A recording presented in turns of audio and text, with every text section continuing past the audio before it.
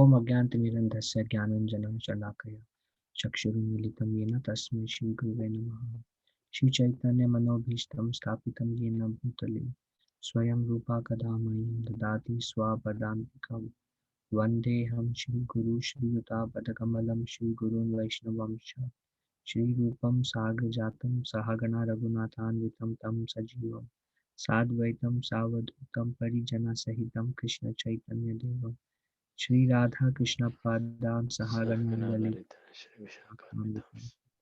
Hey Krishna Karuna Sindhu Dinabandhu Jagatpati Gopi Gopika Kanta Radha Kanta Namastati Tapta Kanchana Gaurangi Radhe Vrindavaneshwari Rishvana Sati Devi Pranmami Hari Priya Vancha Kalpatarubhesya Kripa Sindhu Bevacha Patitanam Pavanebhyo Vaishnavebhyo Namo Namaha Jai Shri Krishna Chaitanya Prabhu Nityananda Shri Advaita Gadadhara Srivasadi Gaura Bhaktavranda Hare Krishna Krishna Krishna Hare Hare Hare Rama Rama Rama Hare Hare Mukam Karoti Vachalam Pangam Langayate Giri Yat Kripatamaham Vande Shri Guru Dinatarinam Paramananda Madhavam Sri Chaitanya Ishwar.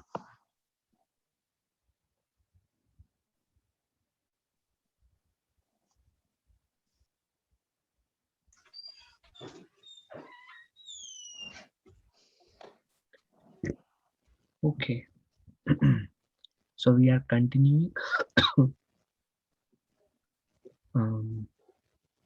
This is a conversation in Varanasi that is taking place between Sri Chaitanya Mahaprabhu and all the sannyasis.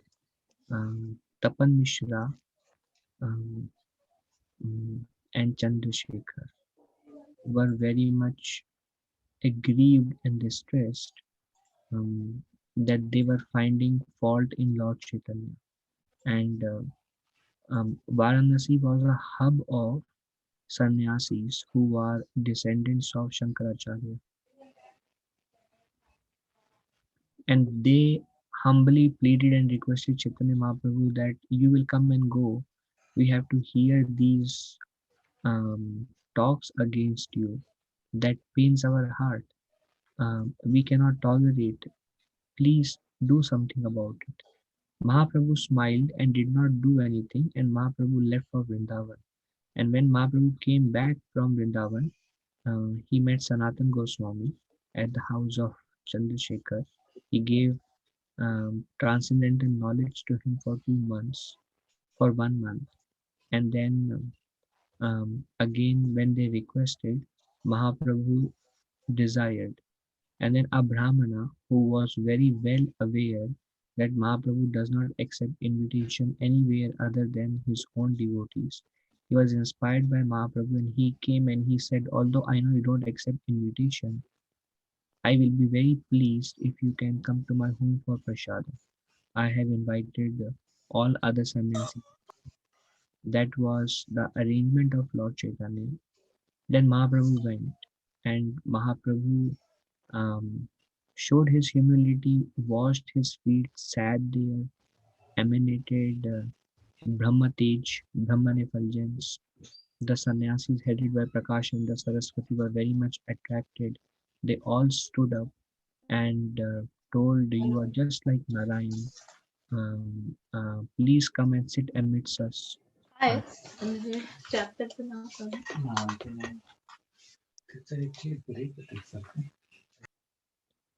please come and sit amidst us. And then Prakashanda Saraswati, in a very humble gesture posture, asked these questions to Mahaprabhu. You are a sannyasi. Why do you act like a bhavuka, a sentimentalist, and chant and dance on the streets? These are not um, the activities recommended for a sannyasi.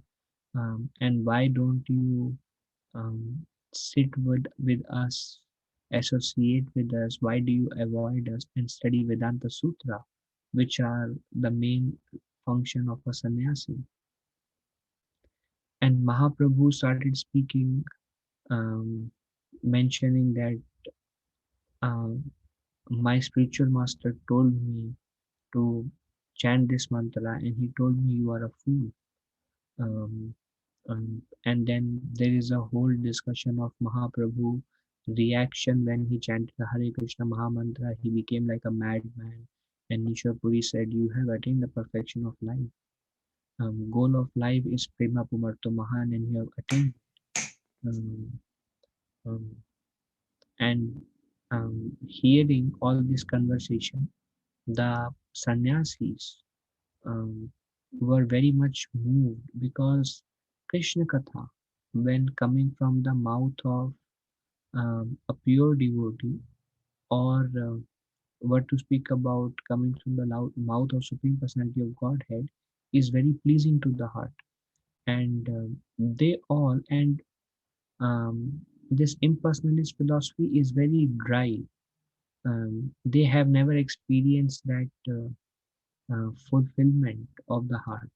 And when they heard Mahaprabhu speaking about the glories of the Hare Krishna Mahamantra, their heart was moved um, with love, um, and they were deriving great satisfaction just by seeing the form of Sri Chaitanya Mahaprabhu, because Mahaprabhu's form is transcendental. Just by seeing his form, hearing Hari Katha from him, everything was so pleasing to the heart. And every word that Mahaprabhu was speaking was directly penetrating from the heart. Um, and they could compare their own ecstasies that they were deriving in the presence of Lord Chaitanya with all of their practices and studying of dry philosophy. Um, and after that, Mahaprabhu stopped. Now, this is the next section. We will probably just finish this chapter today and begin with the next chapter next week only. Because this subject matter is Try to be attentive. This discussion is philosophical. You will not be able to understand this discussion until you are very, very attentive. I assure you, because the words used and the way the conversation goes about Mayavad and impersonalism is difficult to understand. For I myself read this chapter probably 3 4 times to get a feel of the conversation between Prakash and the Saraswati and Sri Chaitanya Mahaprabhu. Just because the conversation is taken from Vedanta Sutra and they discuss based on Vedanta Sutra. But once you understand, you will have a greater hold on the personalist philosophy. So this is very philosophical. It will be very helpful for our own understanding, and especially if you want to preach, if you want to spread Krishna consciousness, you will find in India especially, lot of people are having this conception of Nirvishesh and Nirakar and um, Brahman. And this discussion between Prakash and the Saraswati and Sri Chaitanya Mahaprabhu will help us clarify and understand more. So this is the question Mayava Sannyasi asked, why the Lord does not discuss the Vedanta Sutra. After hearing Lord Sri Chaitanya Mahaprabhu, all the Mayavadi sannyasis were moved, their minds changed, and thus they spoke with pleasing words. They were melted by the sweet words of Sri Chaitanya Mahaprabhu. Similarly, all preachers will have to meet opponents, but they should not make them more inimical. If we talk with them harshly or impolitely, their enmity will merely increase. We should therefore follow in the footsteps of Lord Chaitanya Mahaprabhu. So Prabhupada is giving an instruction for all the preachers um, to speak sweetly and politely. Um, because if we speak harshly,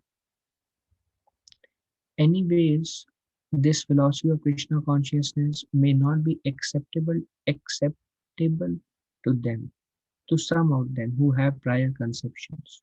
And if you went into an argument and speak harshly, they will never accept the philosophy. It's a full stop for this life for them. So our gesture should be pleasing, and our heart should have this motive of serving, serving and assisting, which everybody can sense. When with that mood and pleasing tone we say, they will open their heart to see what we are saying. So this is very important.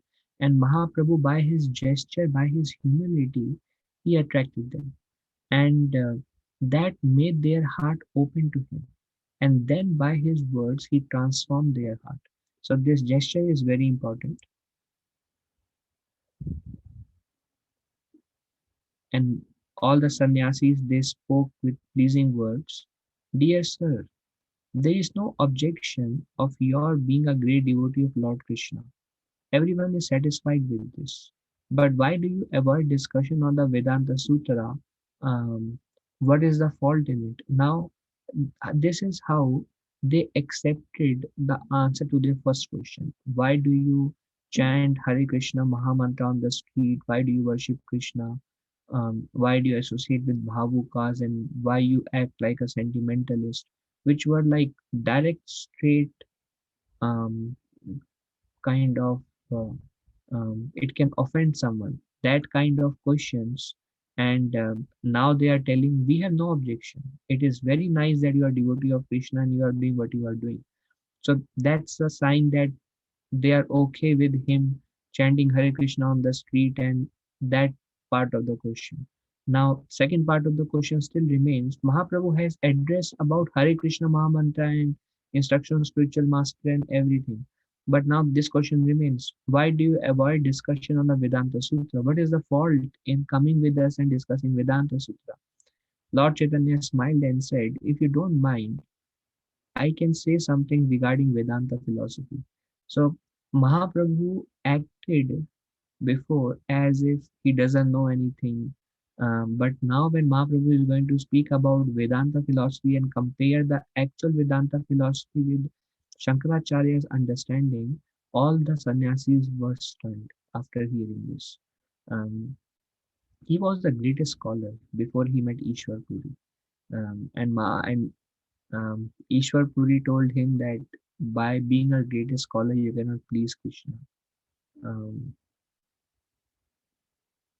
Anyabhilashitam shunya jnana karma navritam anukulina krishnanushilanam bhakti uttamam.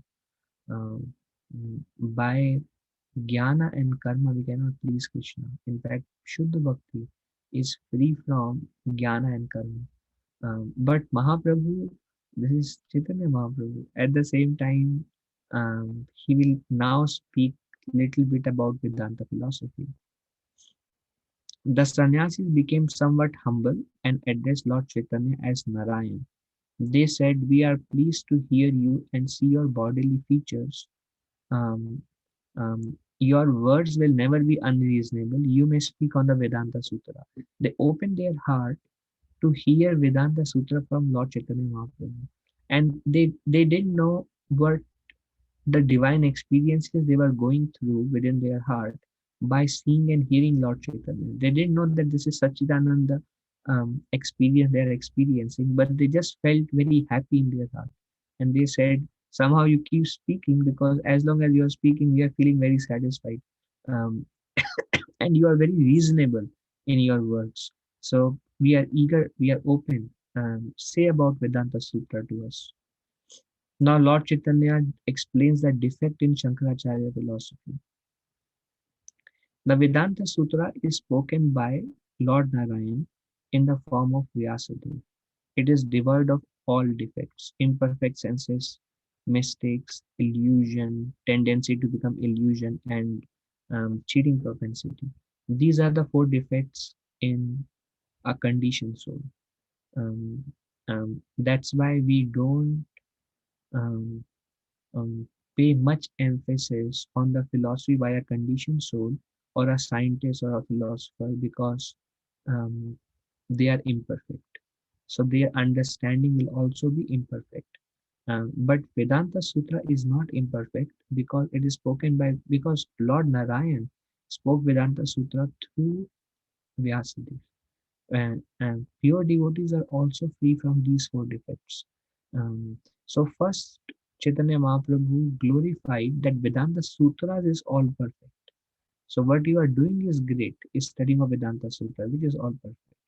The absolute truth is described in the Upanishad and the Vedanta Sutra, but the verses must be understood as they are. So here Mahaprabhu is giving an hint that try to understand Vedanta Sutra is perfect, but try to understand Vedanta Sutra as it is. Try to understand in a true perspective. Shankaracharya has described all Vedic literatures in terms of indirect meaning. Now, Sri Chaitanya Mahaprabhu himself has taken sannyas from Shankaracharya Sampradaya, Bharati Sampradaya, Bharati part of Shankaracharya. Um, and because coming from Sri Chaitanya Mahaprabhu, it is still very agreeable to all the sannyasis sitting there when they were hearing. Shankaracharya has described all Vedic literature in terms of indirect meaning. One who hears them is doomed. Um, Sariraka Bhasya Sunile Hoila Sarvanas. Anybody who hears Sariraka Bhasya, which is the commentary by Shankaracharya in Vedanta Sutra, Hoyle Sarvanash, they will be doomed. Now, if we speak to anybody this thing, they will be totally offended. But Chaitanya Mahaprabhu is speaking to them who are great followers of Shankaracharya, and they didn't feel anything. So that only Mahaprabhu can do. Shankaracharya, an incarnation of Shiva, is not at fault. So Mahaprabhu first said that his philosophy, anybody who hears will be doomed, but he is a great personality. But just the philosophy aspect, what he spoke, is not something we should give. We should give um, um, humble listening to. Shankaracharya, an incarnation of Shiva, is not at fault, for it is under the Supreme Lord's order that he covered the real purport of the Vedas. And we saw that sometime in the back. Um, Mahaprabhu did not quote those verses here in this chapter, but he quote the verses of instruction given by Vishnu to Lord Shiva, and Shiva telling to Parvati. He quotes those verses when he have a conversation with Sarvabhauma Bhattacharya after he took sannyas, which comes in Madhya Leela. But here he just said, based on Supreme Lord's order, he did what he did. So he is not at fault. He's just doing his seva. Everything about the Supreme Lord is spiritual, including his body, opulence, and paraphernalia. He is full of spiritual potencies. So everything about Krishna is spiritual. His form is spiritual. His opulence, what he wears, the clothes he wears, paraphernalia includes devotees. Everything related to Krishna is transcendental and spiritual. Mayavad philosophy, however, says that he has no form, nirakar. So they uses this word nirakar, that the Lord does not have any form, and that these are all merely transformations of material mode of goodness. Um, so in this according to Shankaracharya philosophy, um, the God is Brahman. He uses the word Brahman quite often. Brahman is the light, the divine light, and um, that is God. Um, and he does not have a form, Nirakar. Then who is Krishna? Krishna is a transformation of Brahman in the mode of goodness. Krishna. And these devatas are also transformation of Brahman in the mode of goodness. Um, and they say they accept still Bhagavad Gita as it is coming from Krishna, and they say um, since Krishna is the fullest manifestation of Brahman, they accept that. They accept the authority of Bhagavad Gita, but they misrepresent Bhagavad Gita. But they accept the authority of Bhagavad Gita, and they say Krishna is the form of Krishna is material. The form of living entities is material. So they both are material. um, the living entity form is Brahman in mode of passion, and the form of Krishna and Rama and others are Brahman in mode of goodness. And the God himself does not have a form. Many people, many great YouTube famous people also are following the same misconception, and they don't differentiate between Krishna or Shiva or others because they say that they are all forms of Brahman. Ultimately, you can worship either Shiva or Krishna or Vishnu or Sun God or Ganesh. It doesn't matter because ultimately the goal is Brahman, and they are all empowered Brahman. Their forms are temporary. All demigods forms are temporary. In fact, one time I was hearing Shivratri lecture by Sadhguru, and he said, um, um, um, I mean, it was just a 2-3 minutes short video about what is Shivratri, and he said, well, Shiva means the formless Brahman. That is Shiva. Shiva means that which is most auspicious and referring to Brahman, and that's Shivratri. He himself does not believe in the form of Shiva, but he makes a big form of Shiva and he worships him, that this form will ultimately take me to the formless. So they say God does not have a form, that is Nirakara.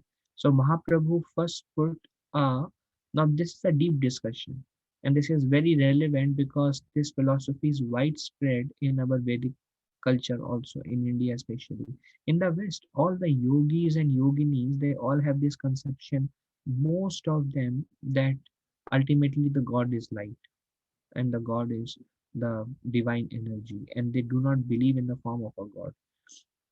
So we have to deal with these people all the time, And that's why it's very important first to have our own understanding and base very clear, and then based on scriptures only we should discuss with them, not based on sentimentalism that this is what I follow and this is what I believe. So first thing Mahaprabhu said, which is a straight statement, is everything about Supreme Lord is spiritual. That's like completely opposite to what Mayavadi says, because he says Krishna is born, Krishna dies, Shiva is born, Shiva died, everybody is born, everybody dies. um, um, that there is nothing spiritual about any one of them. It's just Brahman within them.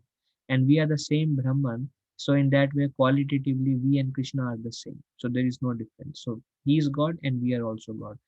So Mayavad philosophy, however, says that he has no form Nirakar, and then these are mainly transformations of the mode of goodness and the form of Krishna. It is the greatest blasphemy against Vishnu. Mayavadi Krishnera Aparadhi. So Mahaprabhu said, all the Mayavadis, they are offenders to Krishna, Krishnera Aparadhi. And Bhaktivinoda Thakur says, because they are offenders to Krishna, their heart becomes very hard. And we see that in Prakashan, Saraswati, and all the sannyasis, their heart was very hard. They're very dry people. They're not nourished by devotion by any means. And that's why hard-hearted people criticize. So they would criticize Sri Chaitanya Mahaprabhu and everybody. That's their nature because of the hard heart. But somehow, by the mercy of devotees and by the little service they rendered, Mahaprabhu showed them his mercy. And this is the first thing he says. Krishna also says in Bhagavad Gita, fools deride me when I descend in a human-like form. They say that I am like a human. They do not know my transcendental nature of all that be. So Krishna called these people also fool. But somehow, although it's so clear, Krishna mentions, they have their own interpretation where they cover the real meaning of Gita also. Lord versus Jiva.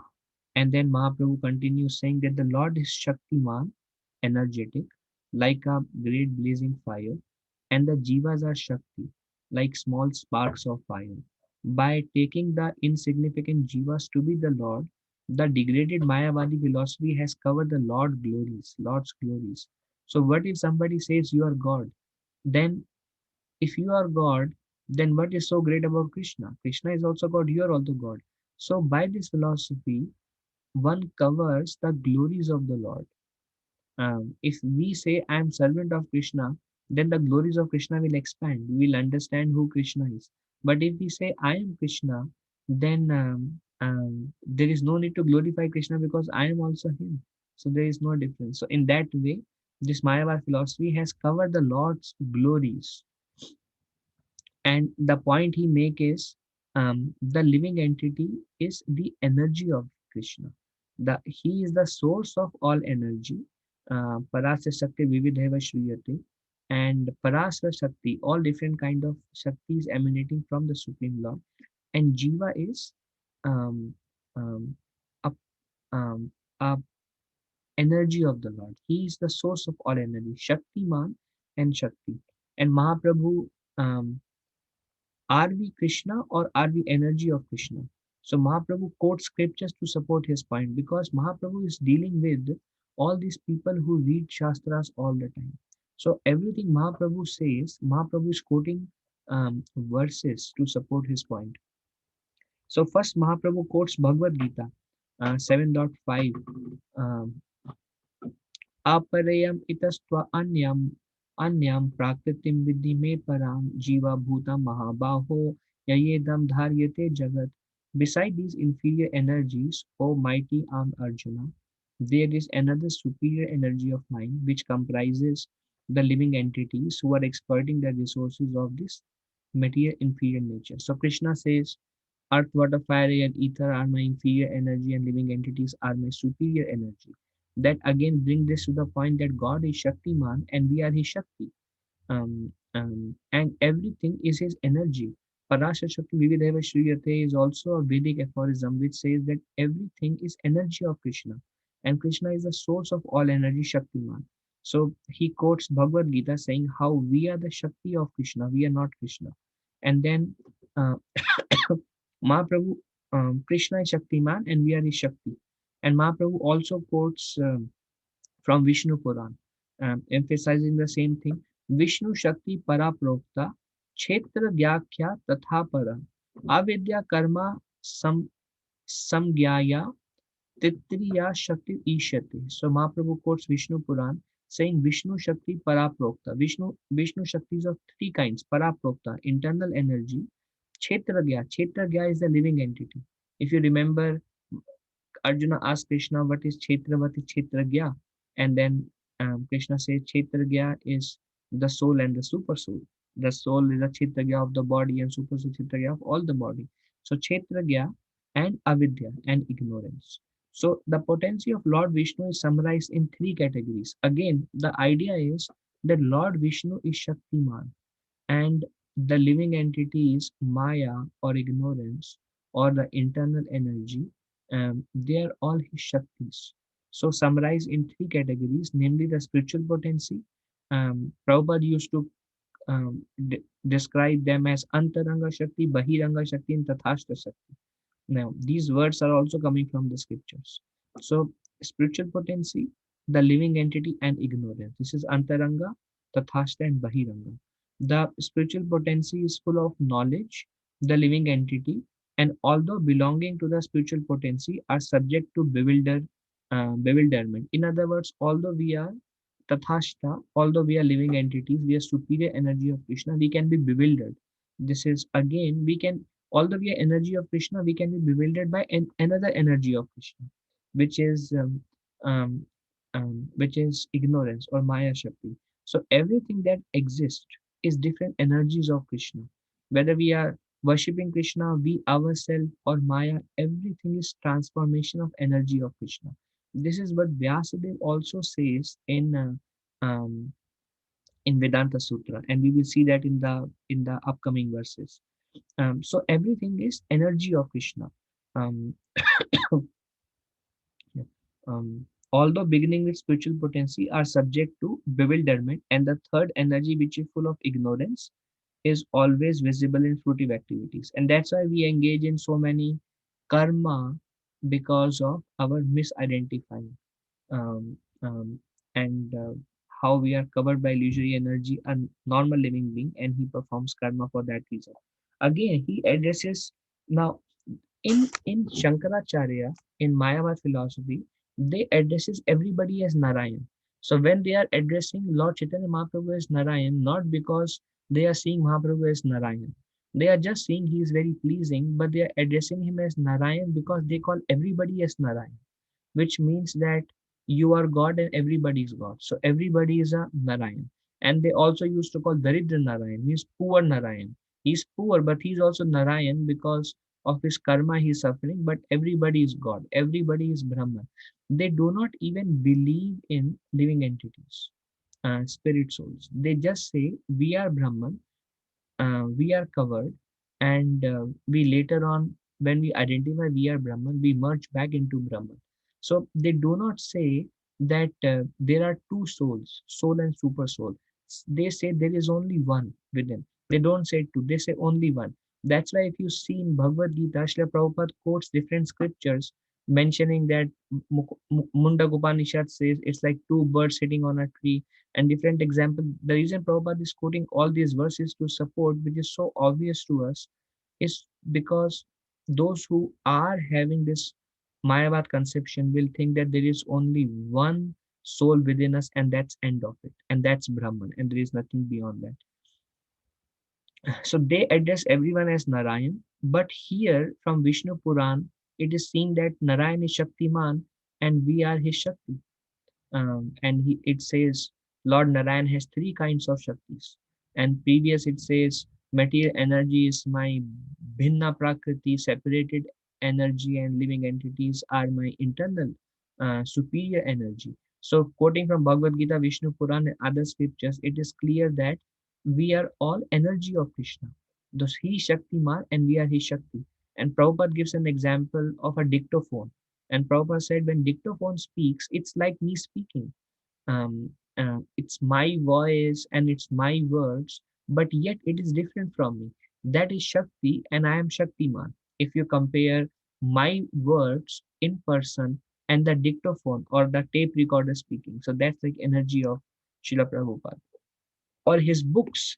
Prabhupada books are not different from Prabhupada because it is his words. He typed and conclusion of scriptures, but yet it is different from Prabhupada. So energy. So um,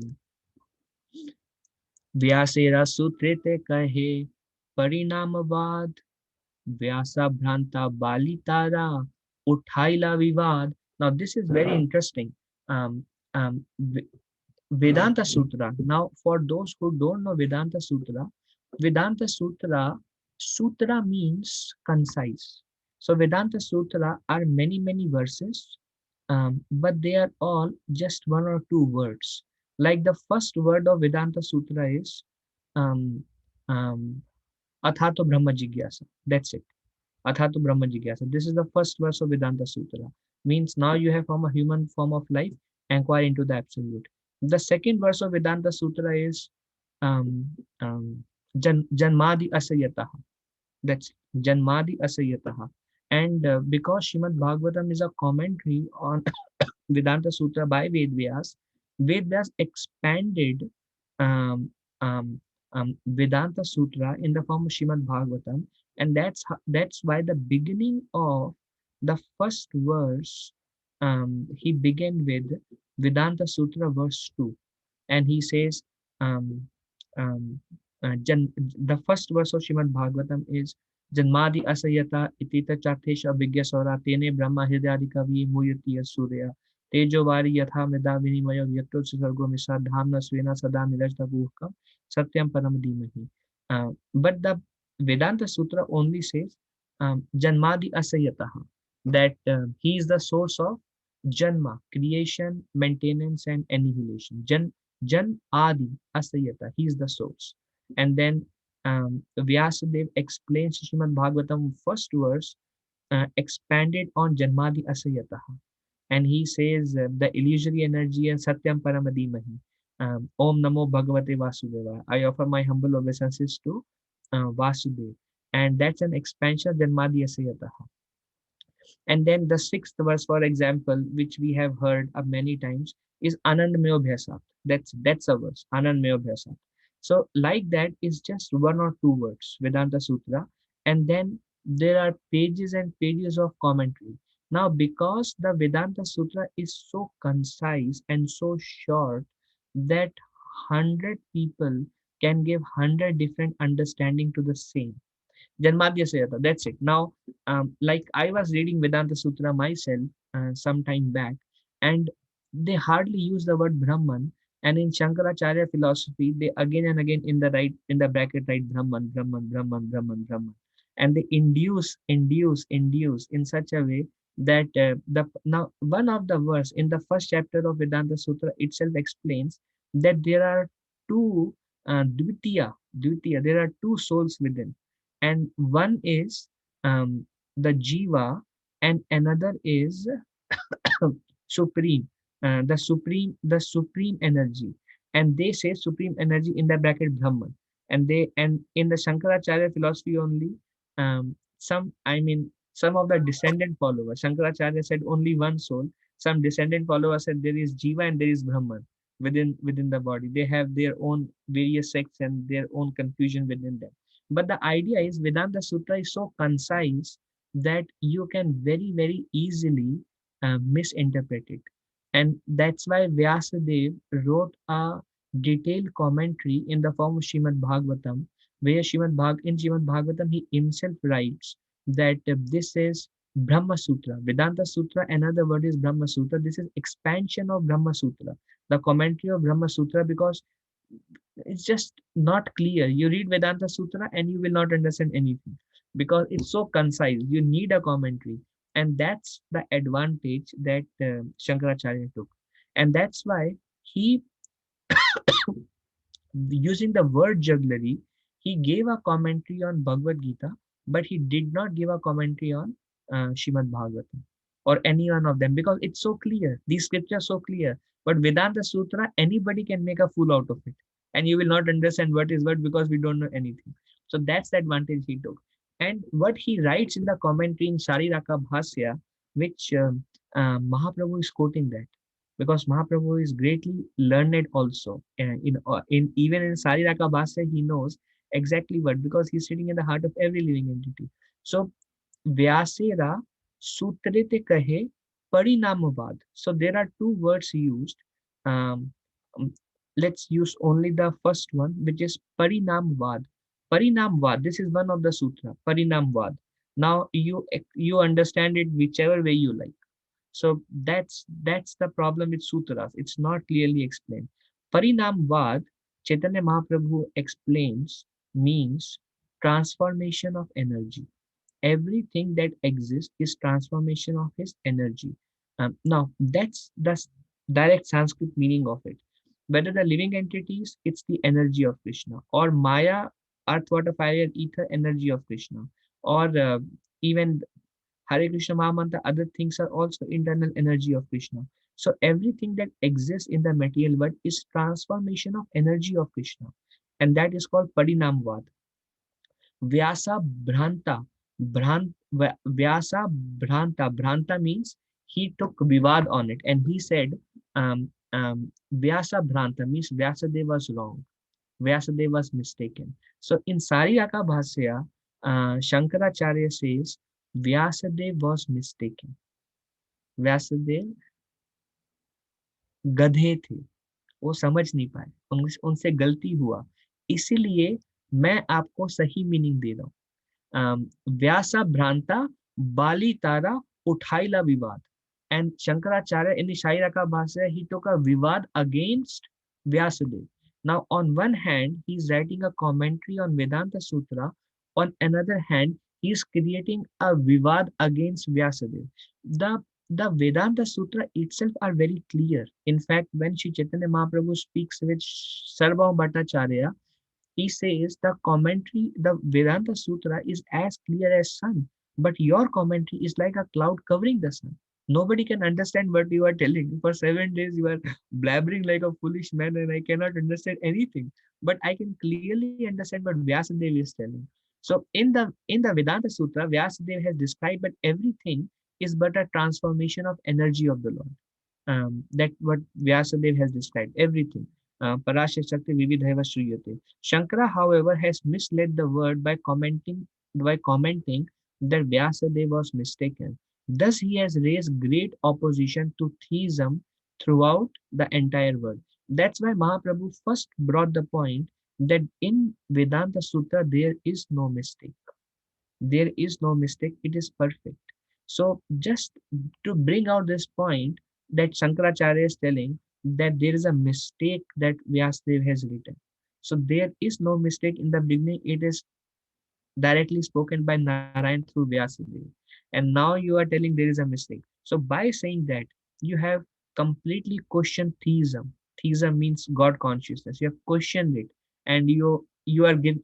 So it's very, very clearly an interpretation, because whatever he could interpret in a way to support impersonalism, he interpreted. Whatever he could not, he said Vyasadeva was mistaken. This is what it means. And he presented his whole Sariraka Bhasya in a way that the Mayavad philosophy can be propagated.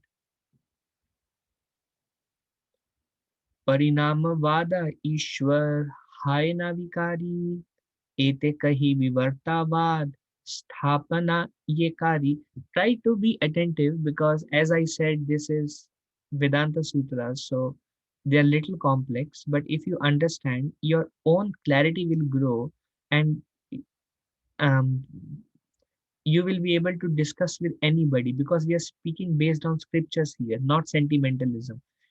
Parinam Vada, Ishvara, Haina Vikari. So what Shankaracharya said, he also accept. He said, Parinam Vad means the Lord, everything is transformation of Lord's energy.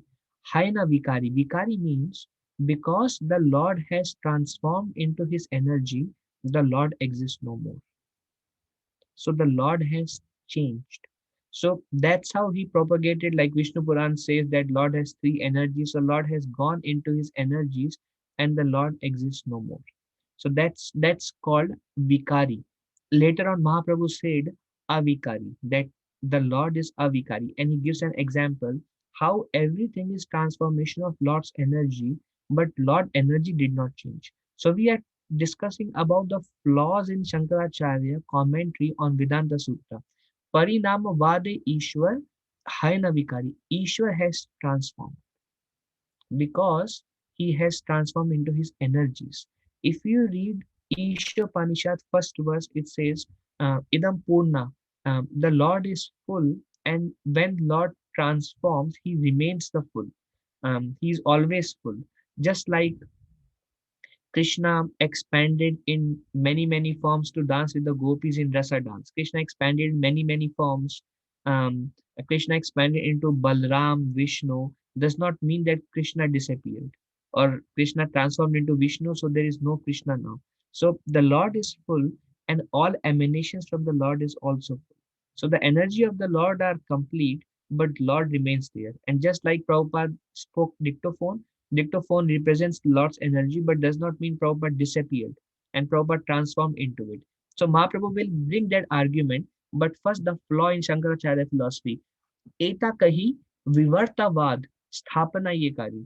And then um, and then Shankaracharya gave a false argument towards vivartavad. So there are two words. One is called parinamvad, one is called vivartavad. Parinamvad means everything is transformation of energy of Krishna, and Vivartavad means illusion. Vivarta, illusion. Now, um, let's see. Anyone has any question before we go ahead?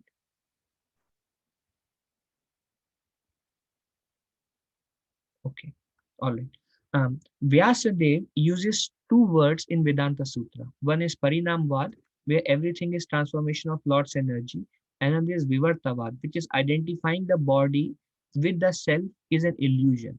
So that's how Vyasadeva calls, because Vedanta Sutra is so concise, just one or two words. Vivartavad means the illusion, the concept of illusion, where Vivartavad actually means that I am this body, this is an illusion.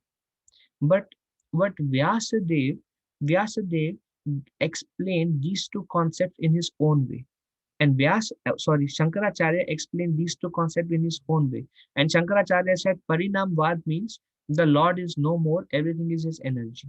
So the Lord is without a form now. He does not exist. Although he existed in his different energies, and now he exists no more. And he said Vivartavad means the living entity is illusion and the material world is illusion. That he defines as Vivartavad. Um, Now, living entity is not an illusion. But Shankaracharya said there is no living entities. Everything is Brahman. Um, um, um, um, he says Jagat Mithya. Jagat Mithya, Brahma Satya, Brahma Satya, Jagat Mithya. So he said everything is Brahman and this whole Jagat is illusion. And he said we are also illusion. There is no living entity is also illusion. All that exists within is Brahman. And this living and this material world is also illusion. This is all Brahman. Everything is Brahman. So Brahma Satya, Jagat Mithya. So this was his understanding of Vivartavad. And he quoted an example from Mundak Upanishad saying that a snake, just like one considers a rope as a snake, although the rope is not a snake. It's an illusion to call the rope a snake. Likewise, the living entity and this material world is also all mithya. The whole jagat is mithya. Everything is an illusion. Now, uh, Jiva Goswami explains, quoting Mandak Upanishad, that this example of rope and snake means misidentifying the rope and snake means misidentifying the body with the self, that I am this body. This is an illusion. But the living entity is not illusion. Krishna is telling Mama Ivamsa Jiva Loke, um, the living entities are eternal, never in the time in future, nor in the past, they did not exist. So clearly we are always existing. But Shankaracharya said it's illusion. We are also transformation of Brahman in the mode of passion. We have come and we'll become Brahman and we'll go back. So he explained Vivartavad and Parinamvad in these ways, which were faulty understanding of that. And we see that Mahaprabhu telling Vastuta Parinamavada Sei Se Praman Dehe Atma Buddhi E Vivartera Sthan. He said Vastuta. Actually, Parinamvada Sei Se Praman. Parinamvada is perfect. Parinamvad is perfect in a way that everything is transformation of energy of Krishna. Material world, ignorance, internal energy, everything is transformation of Krishna.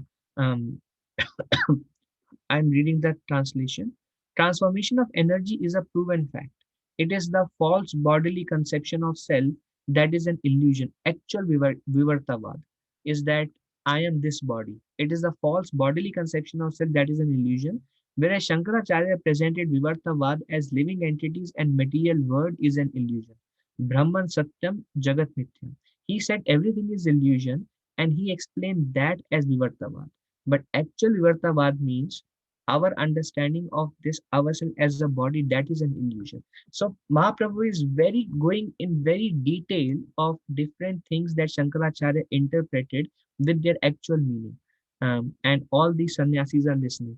Shankaracharya gave an example we discussed about the rope and snake from Mundaka Upanishad.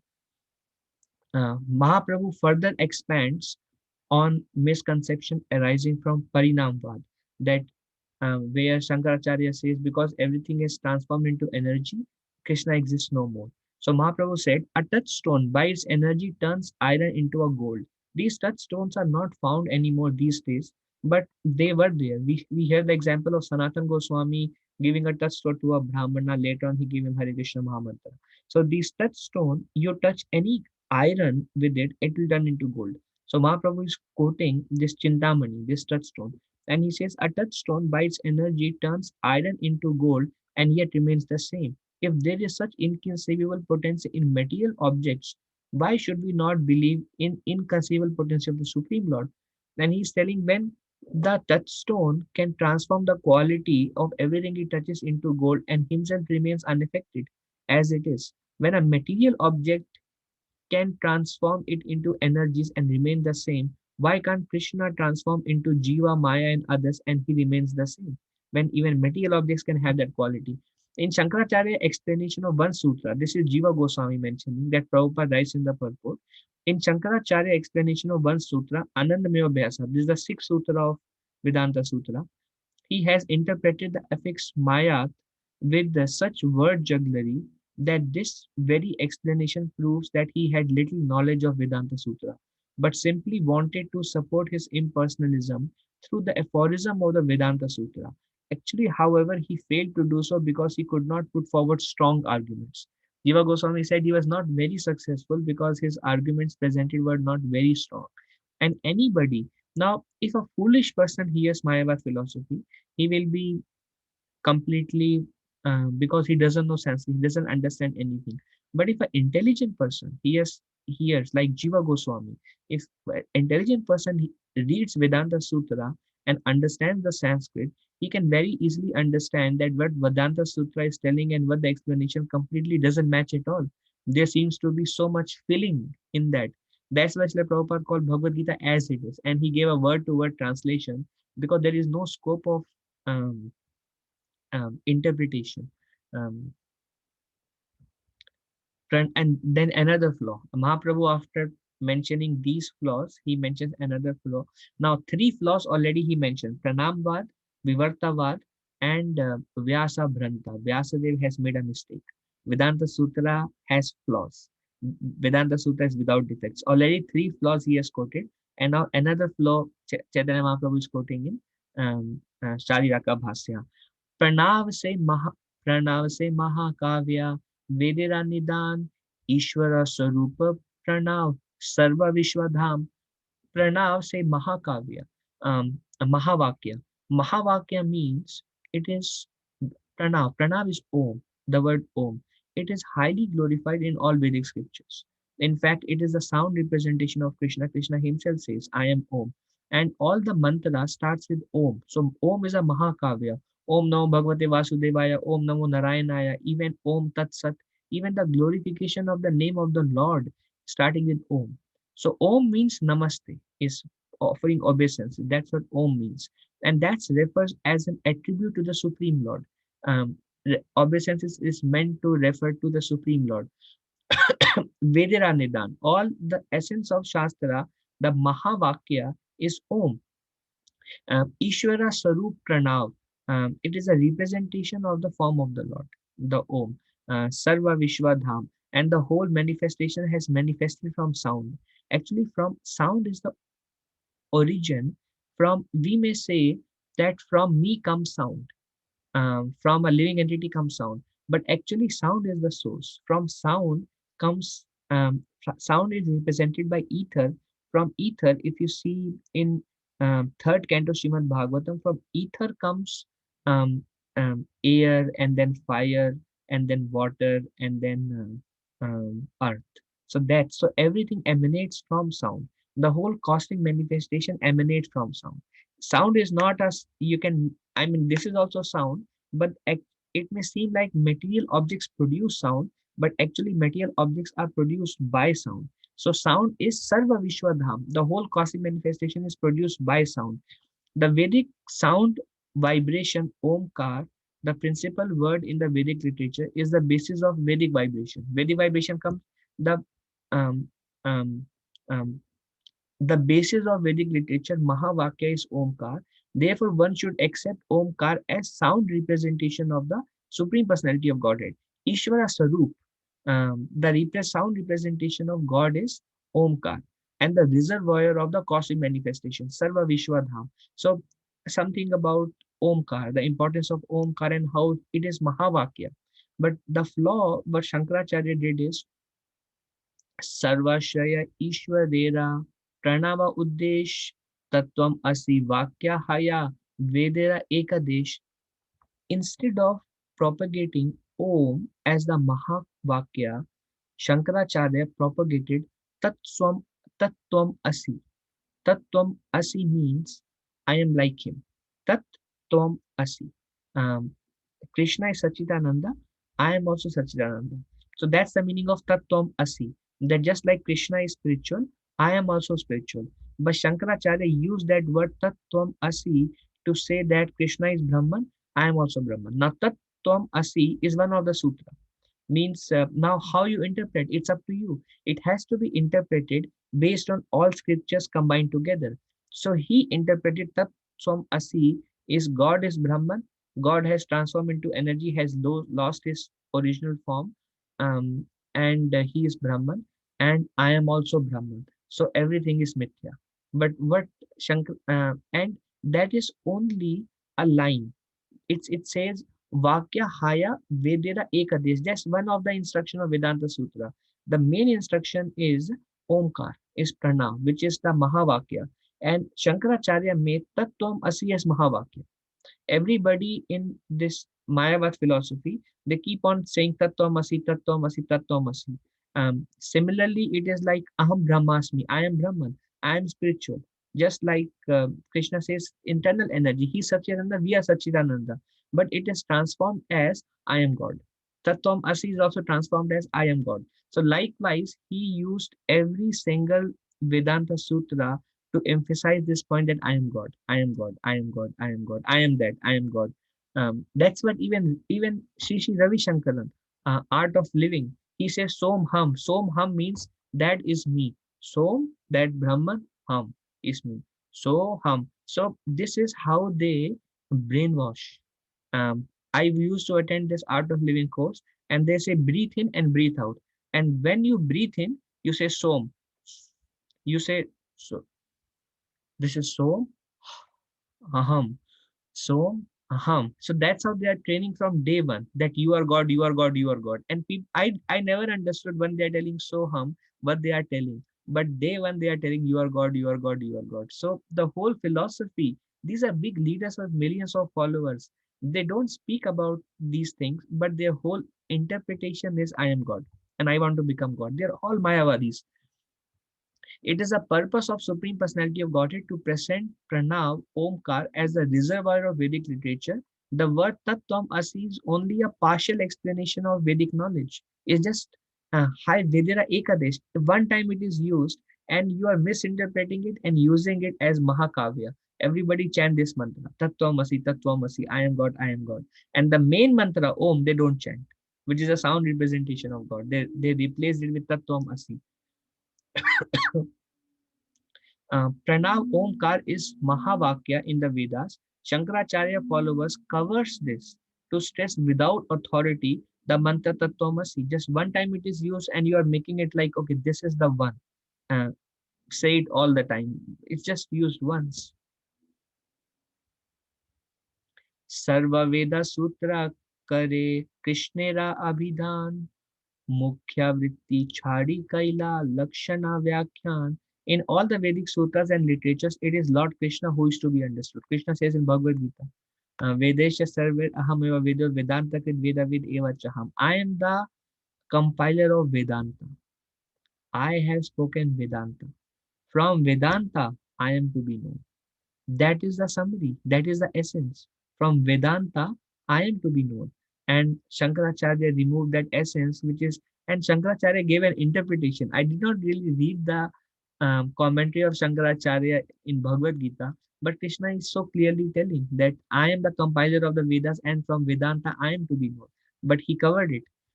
In all the Vedic sutras and literatures, it is Lord Krishna who is to be understood. But the followers of Shankaracharya has covered the real meaning of the Vedas with indirect explanations. A mata prati sutre sahajarta chadiya gunartha vyakhya kare kalpana kariya. So they have given the real meaning, and the meaning they have given is kalpana kariya. They have given their own kalpana, their own imagination, their own mental speculation, and they have propagated that thing. To prove their philosophy, the members of Mayavad school have given up the real, easily understood meaning of the Vedic literature and introduced indirect meanings based on their imaginative powers, their mental speculation. They have given their meaning.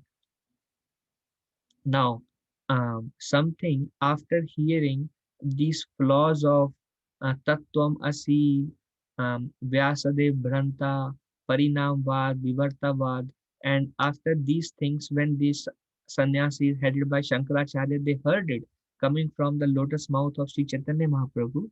Um, E Mata Prati Sutre Karina Dushana Suni Chamatkara Haile Sannyashira Gana. They were astonished. Sunni, as they heard Chamatkar Haila, Sannyasira Gana, all the sannyasis, Gana is all the people, all the sannyasis, they were astounded. They were like, "Oh." And Ei Mate Prati Sutre, all the sutra, Karena Dushana. Mahaprabhu explained all the sutras. Now Krishna's Kaviraj Goswami explained whatever I explained today. But Krishna's Kaviraj Goswami says, like this, Chaitanya Mahaprabhu explained Prati Sutra, all the Sutra of Vedanta Sutra. And when the sannyasi Gana, when they heard it, Haila Chamatkar, they were astonished.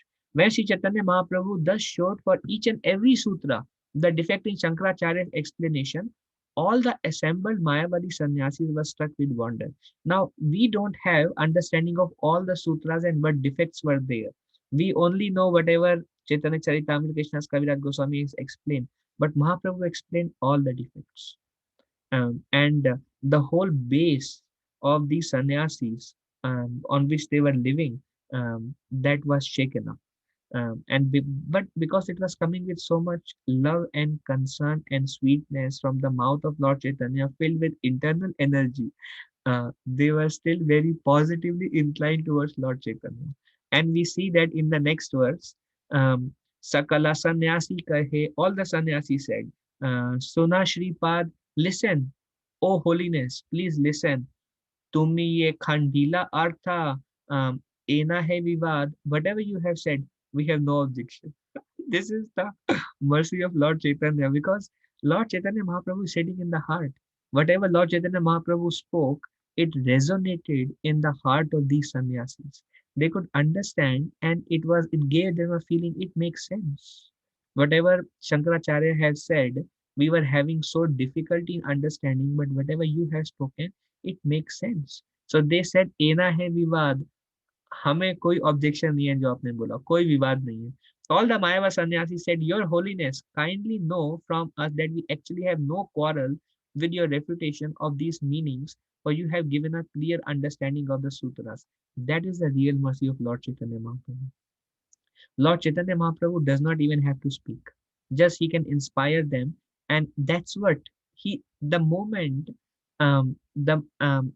devotees prayed, they now let's see the second verse, and it will make lot of sense. Acharya Kalpita Artha Iha Sabe Jani. Now this is very very astonishing. Acharya is Shankaracharya. Kalpita Artha. His meaning Artha is Kalpana. Kalpita Artha Iha Sabe Jani. Everybody knows this. Now this is coming from all the sannyas leaders of Shankaracharya. And they are telling Shankaracharya has given an interpretation, everybody knows this. Because the Lord is sitting in the heart, when they hear a false philosophy, it does not resonate from them, with them. Sampradaya anurodhe tabutaha mani. But we belong to the Sampradaya. We are Shankaracharya. We don't feel like it is correct. अंदर से हमें पता लग रहा है कि गड़बड़ है. But Sampradaya अनुरोध है. Now we are committed to Sampradaya. Tabu taha mani. So we have to accept it. He has done Kalpana, everybody knows, but we belong to Shankaracharya, so what do? We have to accept it. We know that all this word jugglery springs from the imagination of Shankaracharya, yet because we belong to this sect, we accept it, although it does not satisfy us. This is the mercy of Lord Chaitanya. When Srila Prabhupada would speak, or when we hear Bhagavatam, Bhagavad Gita, and other scriptures, we experience the divinity within us because Krishna resonates with us. And when we hear Shankaracharya philosophy, it won't resonate with us, although we don't have any better explanation and we are inquisitive, we will accept it only at an intellectual level. That's the difference between a true philosophy and a cooked mental concoction. Prabhupada said true philosophy, if it is real Krishna consciousness, it will result in transformation of the heart. That's why they are they are dry philosophers, and they do all these things as an austerity, but a devotee only does recreation. मुख्यार्था व्याख्या करे देखी तोमार बला मुख्यार्था ला gala prabhu sutra sakala. Let us see the Mayava sannyasis continued how well you can describe the sutras in terms of their direct meaning. Hearing this, Sri Chaitanya Mahaprabhu began his direct explanation of Vedanta Sutra. So they said, now please explain to us the direct meaning of Vedanta Sutra. Whatever you have said as the flaw makes perfect sense. Quoting from Bhagavad Gita, Vishnu Puran, and what Vedanta Sutra says, and then what Shankaracharya says, and that seems to oppose everything that Bhagavad Gita and Vishnu Puran says, makes sense. Vivartavad, that we are illusion, makes sense because we can feel that we are there. So um, um, our conception of body is illusion, but we are not illusion. We are there. We are doing whatever we are doing. So everything you said, it resonates with us. With every sutra you said, and then you said there is flaw in Vedanta Sutra and Vyasadeva is mistaken. Makes sense. There cannot be any mistake in Vyasadeva. Makes sense. Everything makes sense. Now you tell us the real meaning of Vedanta Sutra. Now Mahaprabhu have explained in great detail, but Krishna's Kaviraj Goswami gives us a very snippet of the essence of what Mahaprabhu gave as the essence of Vedanta Sutra. That's what Krishna's Kaviraj Goswami gave us. Brihad Vastu Brahma Kahi Shri Bhagavan Sad Vidhaishwarya Purna Paratattva Dham. Brihad Vastu Brahma Kehi. Whatever they call as Brahma or Brahman, that is Shri Bhagavan. That is Swayam Bhagavan. So wherever the scriptures call Brahman is also Bhagavan. Sad Vidhaishwarya. It is full of six opulences. Sad Vidhaishwarya Purna Paratattva Dham. Brahman, who is greater than the greatest, is the Supreme Personality of Godhead. He is full in six opulences, and therefore he is reservoir of ultimate truth and absolute knowledge. So Chaitanya Mahaprabhu explains Vedanta Sutra wherever the word Brahman is used. That's why the word Brahman. Now the word Brahman has many meanings. In Bhagavad Gita, the word Brahman is used for living entities. If you remember in 8th chapter, when Arjuna asked 8 questions, And the last question was, how can one know you at the time of death? One question that was asked is, what is Brahman? And Krishna replied, Brahman is the living entities. And in 14th chapter, third verse, Krishna describes Mahad Brahman. All the material manifestation is also Brahman. All the material manifestation. So Brahman is used for living entities. Brahman is used for material manifestation. Brahman is also referred to as Krishna. And Krishna is referred to as Para Brahman. Krishna is also referred to as Brahman. So Brahman is used for everything, for living entities, for matter, for Krishna, for everything. And Prabhupada explains Brahman means spiritual because everything is spiritual. Even Mahatattva is eternal. Krishna says material nature is also eternal, beginningless. Thus, Jiva is also beginningless. Everything is spiritual. A pure devotee can see that. We distinguish and we must distinguish, but a pure devotee can see because everything is emanating from Krishna, everything is spiritual. So, whether it is Jiva or Krishna or Mahat Brahman, because everything is spiritual, it means Brahman. Aham Brahmasmi, Prabhupada said, is that I am spiritual. The word Brahman means spiritual. Now, Brahman also means effulgence of Krishna. So Brahman is used in many, many different ways and different contexts. And Krishna says in 14th chapter that this I am the source of Brahman. 14th chapter 27 verse. I am the basis of Brahman, Krishna says. So Brahman is the effulgence of Krishna also. So Brahman has many, many meanings. Just like Prabhupada explains, Atma. Atma can refers to the mind, the intelligence, the body, the soul, the ego, based on context. Atma can mean anything. Likewise, the word Brahman. Brahman can mean anything. And when there are so many uses of Brahman, because we relate to Brahman to only one thing, we become confused. We are like, oh, what is Krishna talking about? Why is he telling this?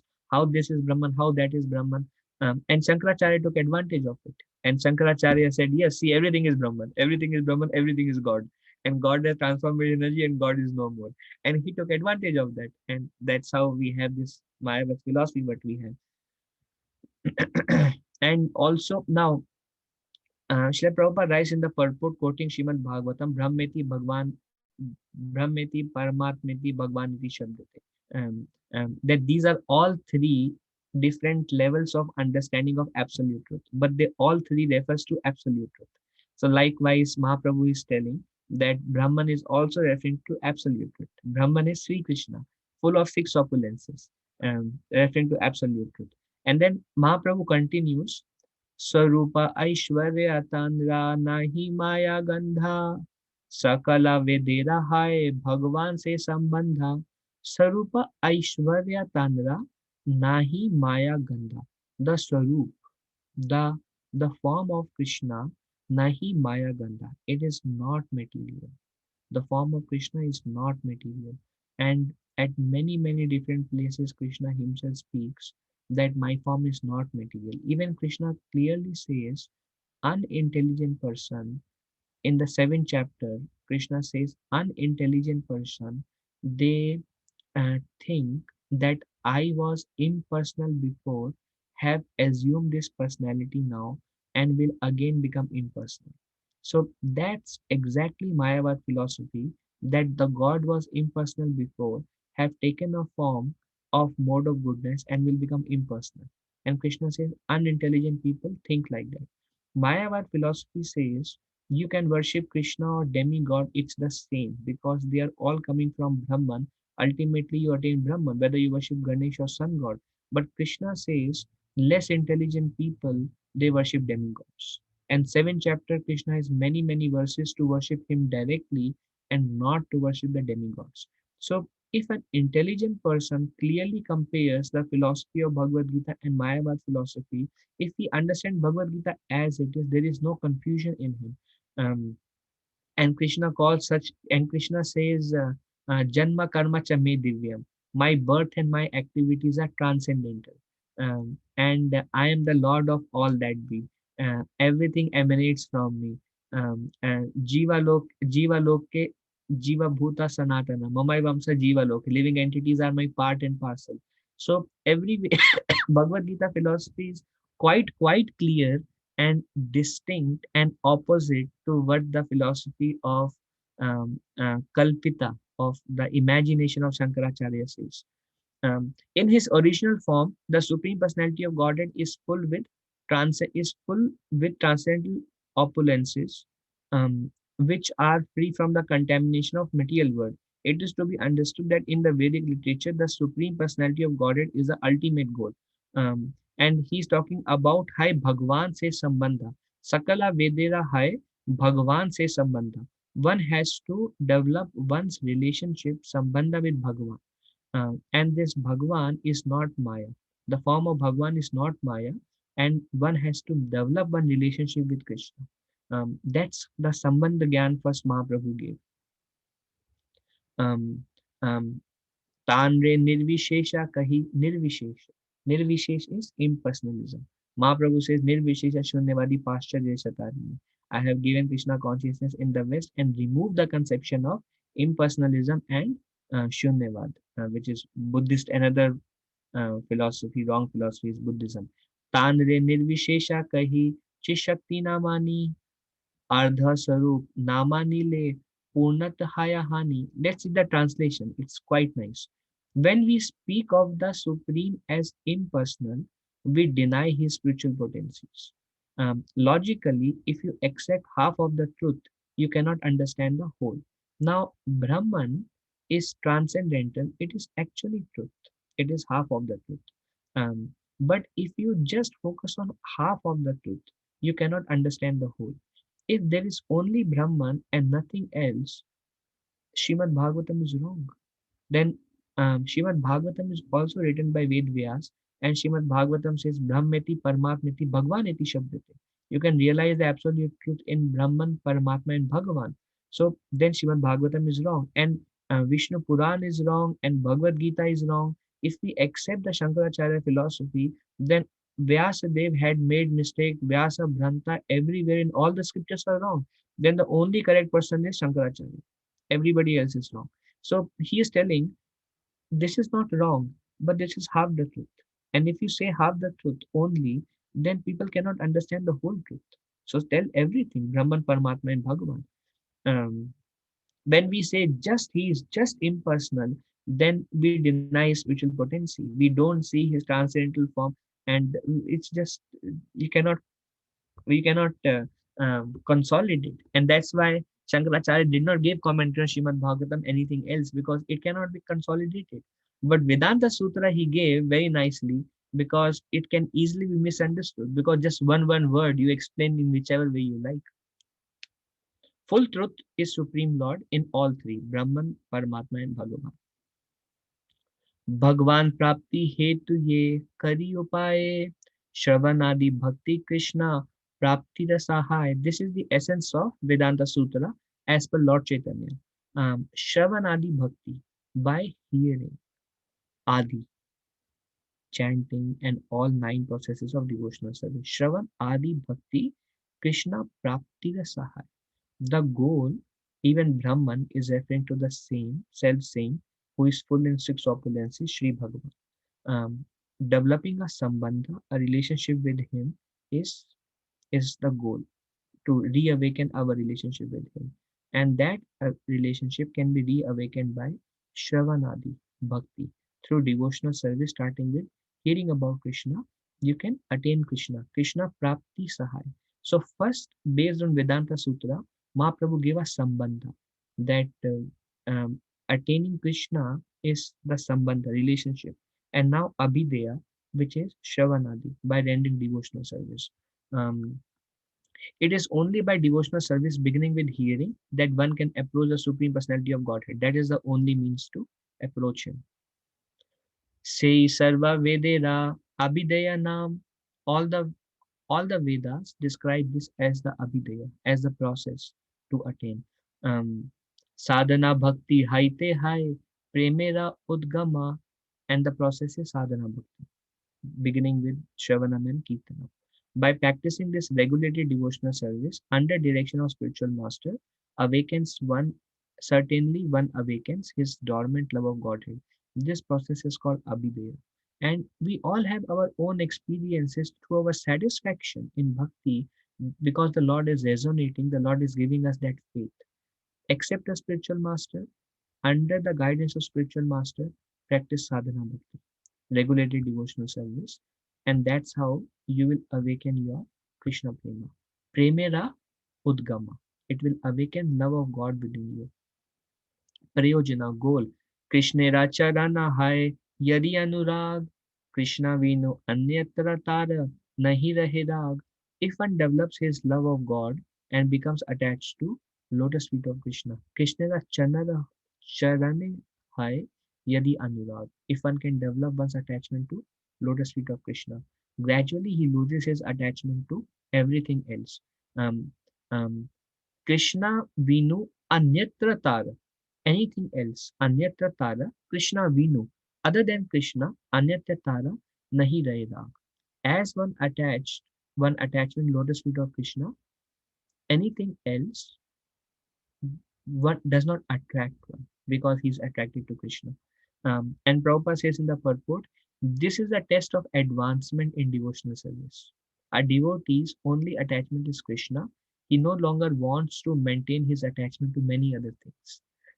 And when devotees were asked by when Prabhupada was asked by devotees how to develop renunciation, Prabhupada said, get attached to Krishna. So sadhana bhakti itself will bring true renunciation, virakti. Panchama Purushartha say Prema Mahadhan. The four Purusharthas we know is Dharma, Artha, Kama, Moksha. Panchama Purushartha say the main goal of life is this fifth Purushartha, say Prema Mahadhan, is love of God. Krishnera Madhurya Rasa Karai Ashwadana. Now imagine Sri Chaitanya Mahaprabhu is telling to this Mayavad sannyasis about Madhurya Rasa with Krishna. Krishnera Madhurya Rasa Karoy Ashwadana. That is the goal. Now, to such people, Mahaprabhu is giving these things. So this is called Karunavatara Kalo. Uh, Love of God is so exalted that it is considered to be the fifth goal of human life. By awakening one's love of God, one can attain platform of conjugal love, Madhurya Rasa, tasting it even during the present span of life. So this is the goal Mahaprabhu is giving.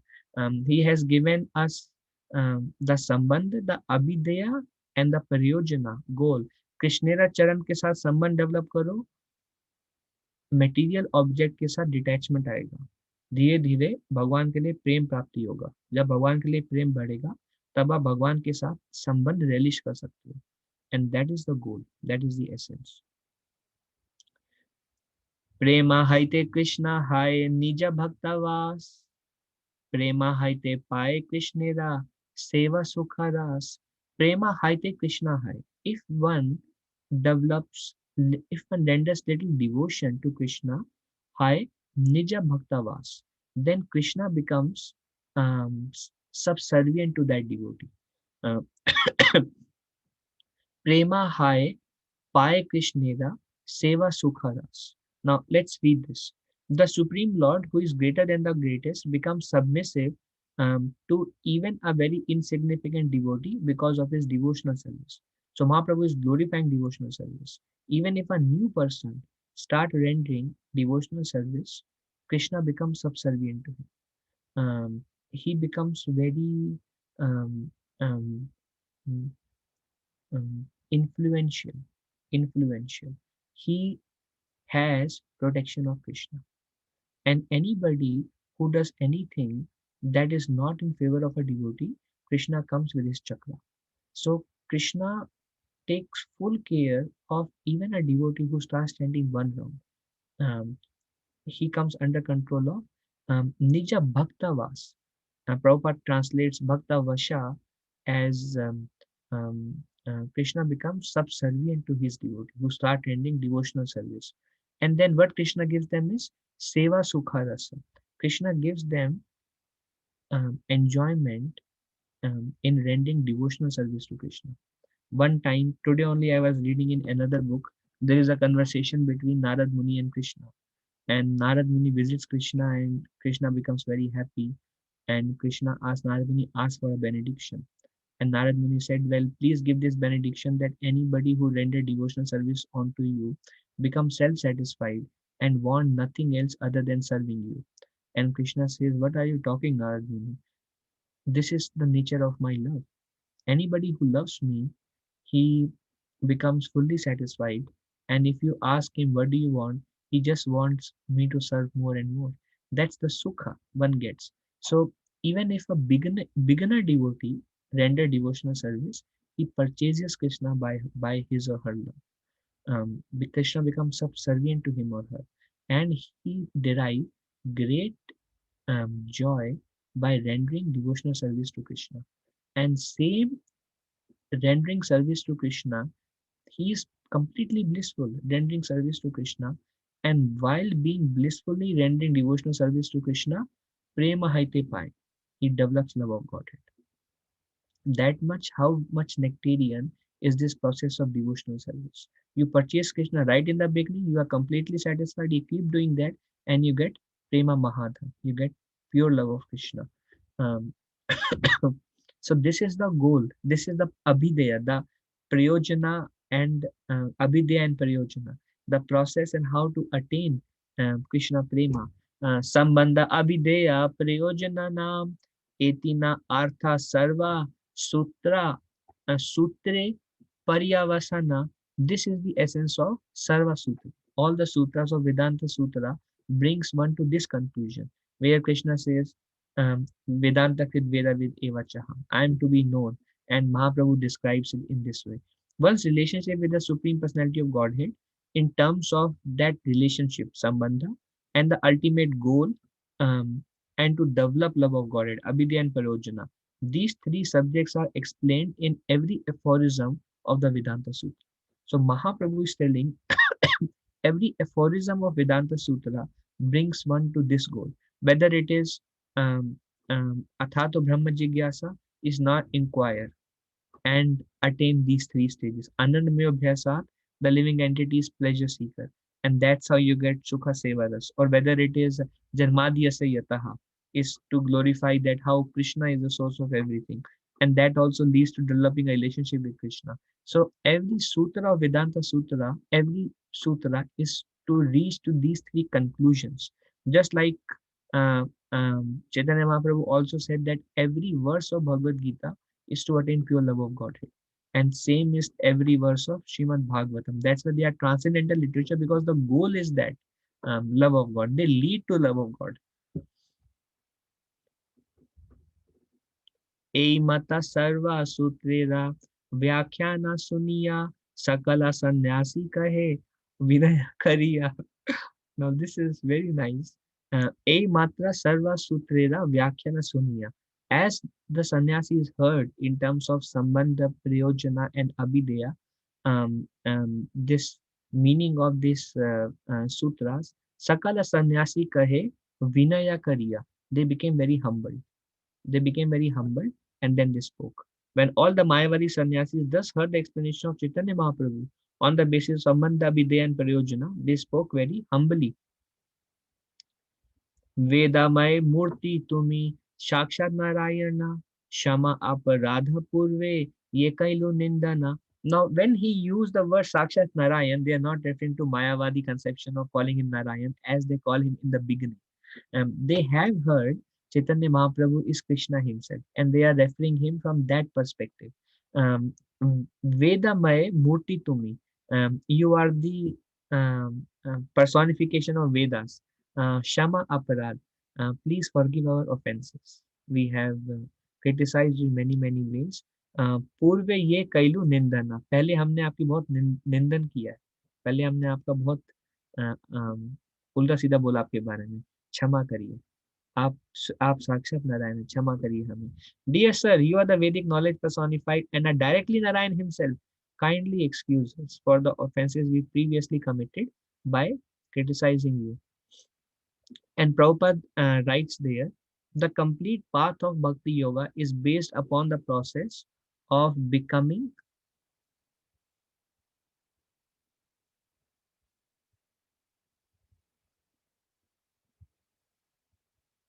Okay. The complete path of Bhakti Yoga is based upon the process of becoming humble and submissive. By the grace of Lord Chaitanya Mahaprabhu, all the Mayavadi sannyasis were very humble and submissive after hearing his explanation of the Vedanta Sutra.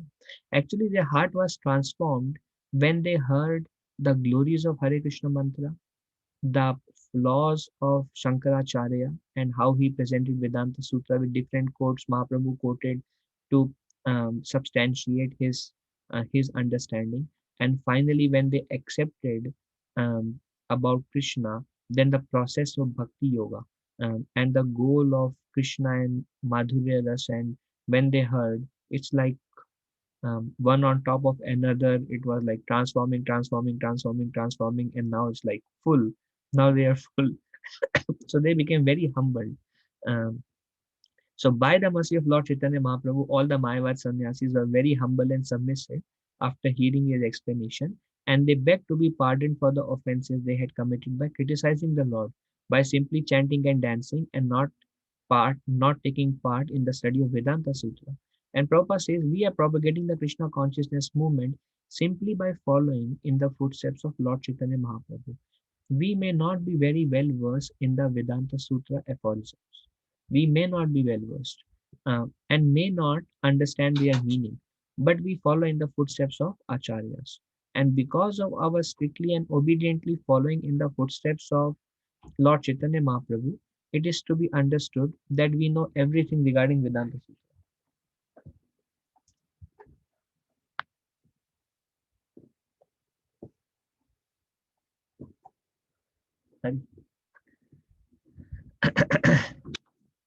We are propagating the Krishna consciousness movement. Okay, so um, Prabhupada is telling um, we are following in the footsteps of Lord Chaitanya. We may not understand Vedanta Sutra, but because Mahaprabhu understands each and everything, and we have seen example with Prakashanda Saraswati and Sarvabhauma Bhattacharya, um, just because we are following the acharyas and the Goswami and Sri Chaitanya Mahaprabhu, there is no need of lot of knowledge. Pure bhakti is free from gyan and karma, but why we still need it? For preaching purposes. That's the difference between madhyama adhikari and uttama adhikari. A madhyama adhikari, he has full faith in a path of devotion, but he cannot convince anyone. He cannot convince others. He will be defeated by others' argument, but next day again he will get up and chant Hare Krishna. His faith is not bewildered. He continues his seva, um, but he may not be able to convince others. Uttama Adhikari has the faith as Madhyama Adhikari, even a higher faith, but he has the complete understanding of Shastras. Um, but even if we do not have understanding of Vedanta Sutra and aphorisms and why this, that, God has a form, whatever we discussed today, I didn't understand anything, Gauri, what you said. Even if we don't have any understanding, just because we are following the Acharyas who are perfected souls and the Supreme Personality of Godhead Himself, we will attain perfection. Just remain humble and submissive. Sei haite sannyasida, firi gela mana, Krishna Krishna nama sada, karaye grahana. So when they heard the essence, their mind was changed. Firi gela mana, and they chanted Krishna Krishna always. From that moment when Mayava sannyasis heard the explanation of the Vedanta Sutra from the Lord, their mind changed, and on the instruction of Chaitanya Mahaprabhu, they too chanted Krishna Krishna always. ए मता तान सबार शमी अपराध sabha kare Krishna naam karila prasad. Thus Lord Chaitanya excludes shama. Shama is forgiveness. Prabhupada says forgiveness is very important, especially if somebody asks forgiveness. The devotee is more eager to give forgiveness before even it is asked. And Prabhupada said one should not take others' offenses seriously, because by taking an offense, we are committing violence on the other person.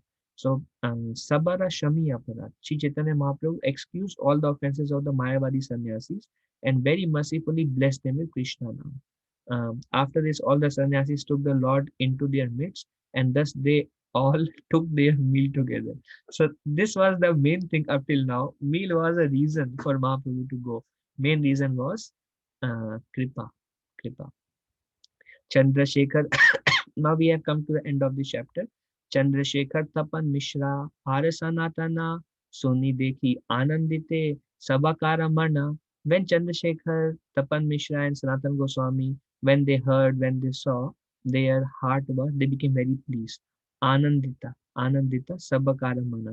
Their heart and mind became very, very pleased.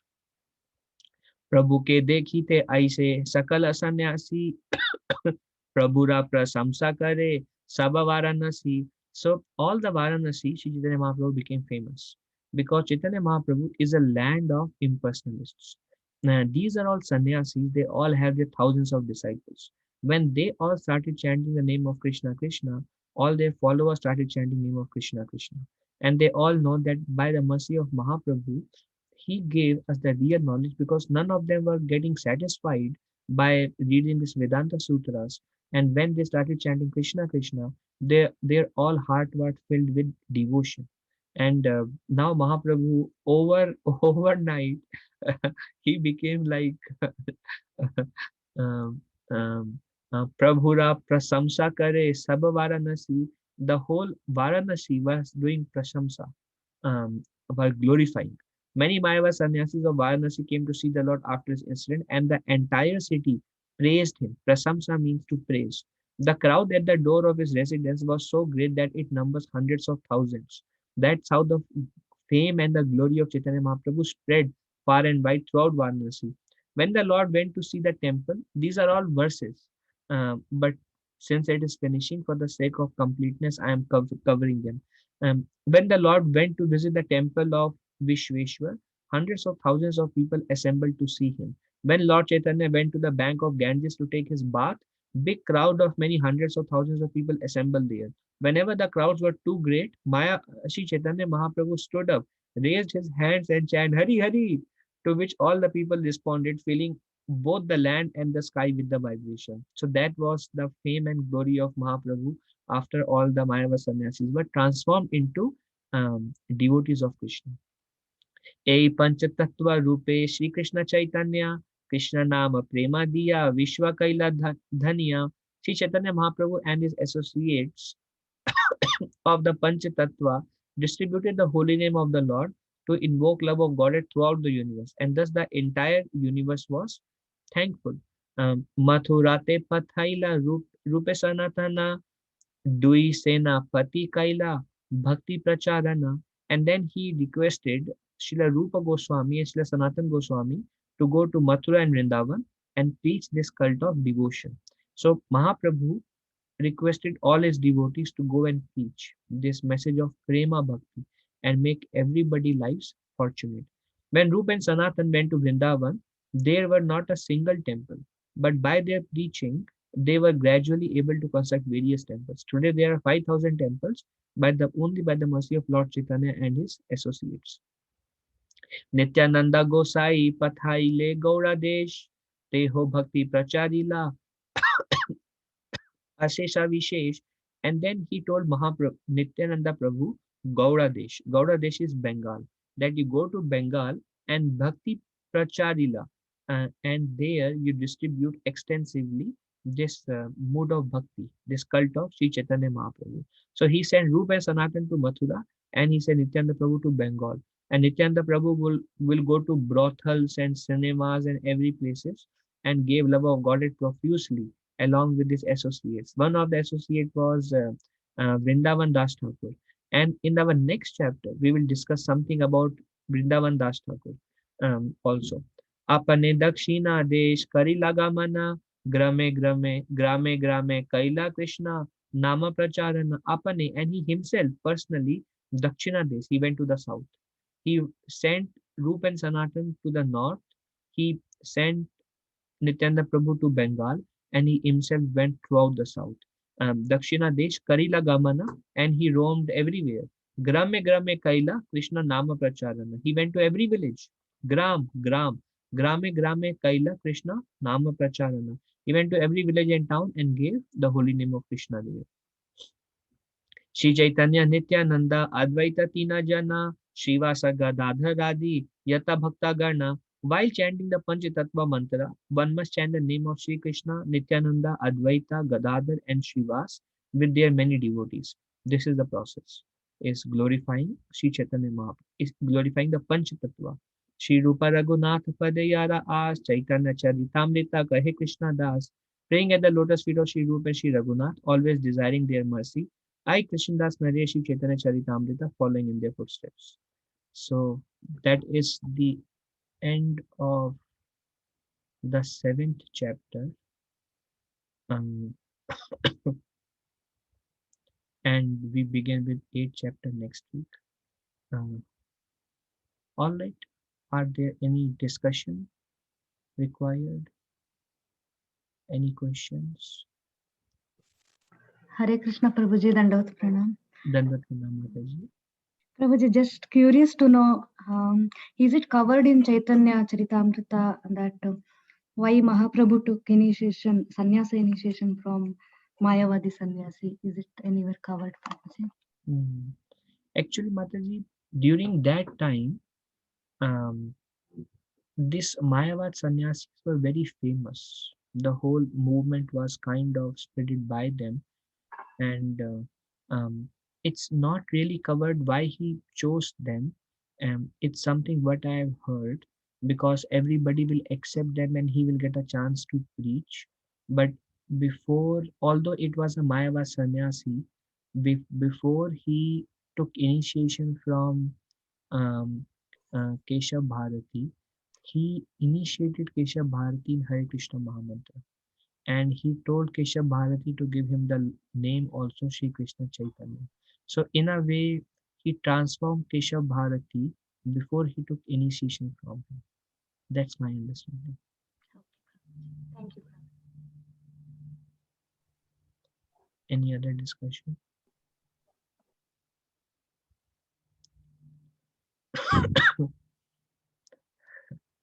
All right. Very grateful to all of you. Thank you very much. Vanchakalpatarubhesha kripa sindhubhya eva cha पतितानां पावनेभ्यो वैष्णवेभ्यो नमो नमः. अनंत कोटि वैष्णव वृंद की जय. श्रील प्रभुपाद की जय. Very grateful and very happy to be with all of you. Every week we discuss. Thank you, Hare Krishna. Thank you.